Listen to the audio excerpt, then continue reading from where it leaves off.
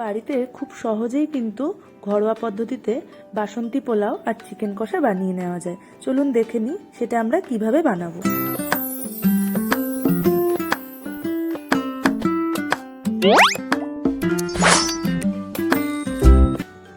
মাংস বানানোর জন্য প্রথমে পেঁয়াজ কুচি, আদা কুচি, রসুন কুচি, কাঁচা লঙ্কা কুচি আর টমেটো টুকরো করে কেটে নেব।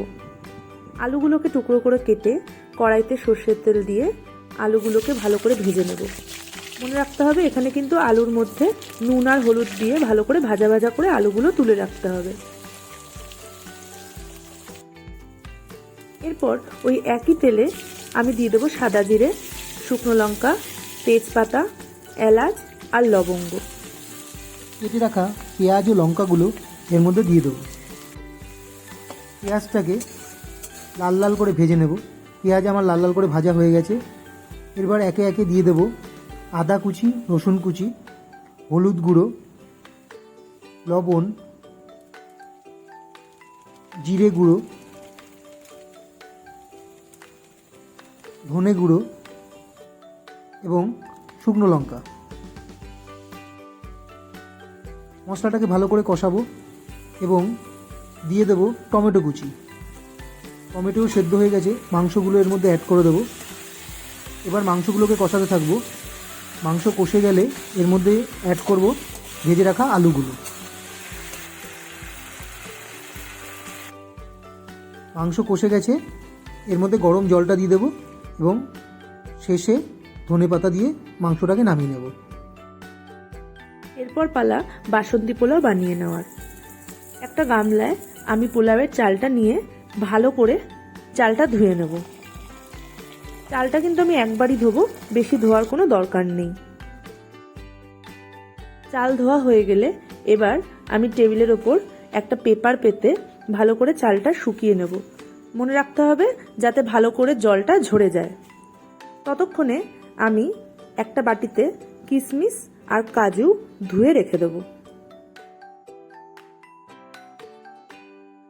এবার আমি একটা মগে করে চালটা মেপে নিয়েছি।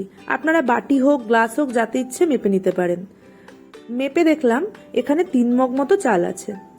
এরপর ওই চালে আমি ঘি, নুন, চিনি আর হলুদ দিয়ে ভালো করে মাখিয়ে রাখবো। পোলাও কিন্তু একটু মিষ্টি মিষ্টি হয়, তাই আমি একটু এক্ষেত্রে চিনিটা বেশি অ্যাড করব। 3 মগ চাল আমি ভেবেছিলাম, তাই 6 মগ জল আমি গরম করতে বসিয়ে দিলাম। এবার একটা কড়াইতে কিছুটা ঘি দিয়ে তার মধ্যে এলাচ, দারচিনি, কাঁচা লঙ্কা ফেড়ে এবং আদা কুচি দিয়ে তার মধ্যে কাজু এবং কিশমিশটা একটু ভেজে নেব। ভাজা ভাজা হয়ে গেলে এর মধ্যে মেখে রাখা চালটা অ্যাড করে দেব। চালটাকে 3 থেকে 4 মিনিট আমি ভেজে নিয়ে তার মধ্যে অ্যাড করে দেব গরম জলটা। এই সময় মাথায় রাখতে হবে গ্যাসের ফ্লেমটা যেন মিডিয়াম টু লো থাকে এবং 8 থেকে 10 মিনিটের মধ্যে পোলাও প্রায় রেডি হয়ে যাবে। এই সময় গ্যাসের ফ্লেমটা আমি বন্ধ করে দেব। একটু জল জলে ভাব থাকবে। 5 মিনিট রেখে দিলে পরে পোলাওটা ঝরঝরে হয়ে যাবে।